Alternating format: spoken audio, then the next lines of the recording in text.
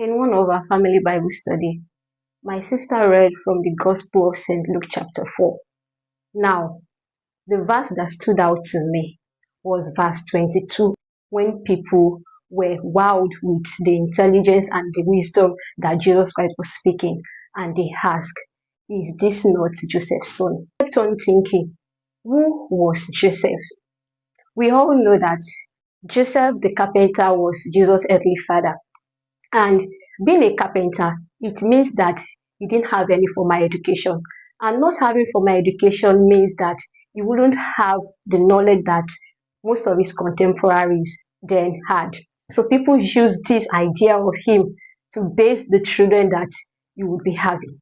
Now seeing Jesus in the synagogue explaining things, they were wow, they were surprised, like, this is Joseph's son. How come he has such intelligence? How come he has such wisdom?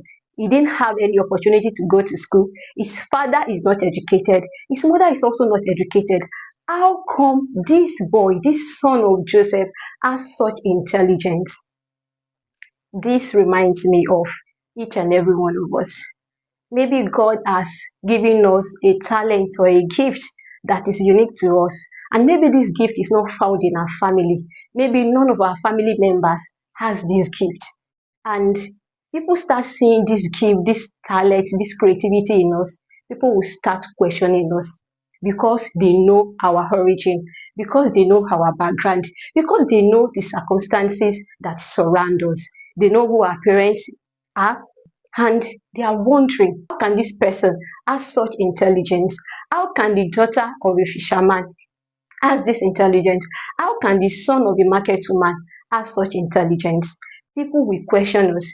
People will doubt our competence. People will not even want us to explore or to display this creativity, this talent, this gift.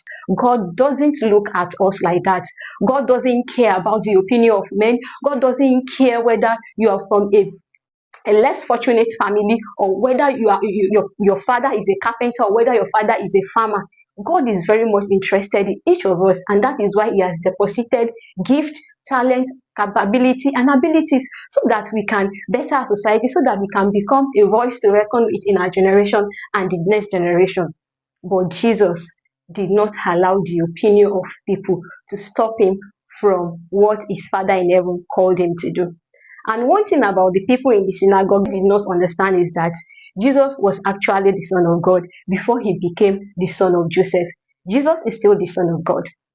And they did not know that after he left the wilderness, he returned to Galilee in the power of the Holy Spirit. He carries the Holy Spirit. The Holy Spirit was already residing in him. So the wisdom that he was speaking, in which he was speaking, rather, the intelligence and the knowledge he was displaying, they thought it came from the knowledge of the world. They thought it came from the wisdom of that world. They didn't know that the intelligence, the wisdom in which he was speaking was through the Spirit of his Father that was residing in him. You and I, we are just like Jesus Christ. We have the Holy Spirit inside of us, and we shouldn't listen to the voice of the naysayer that are trying to box us in and trying to put us in a position where they believe that we are supposed to be, because of our background, because of our circumstances, because of our family, because of who our parents are. So whatever thing God has given to you to use, don't be ashamed. Don't listen to the voice of the naysayers that believe that you don't deserve it. Don't listen to the voice of people that believe that you're supposed to be where you are because of your origin or your foundation or your background. Listen to the voice of the Lord. Listen to the prompt of the Holy Spirit, which the Father in heaven has given to you, and begin to do exploit for yourself. Begin to conquer territories. Begin to win kingdoms and nations for God. Look within yourself.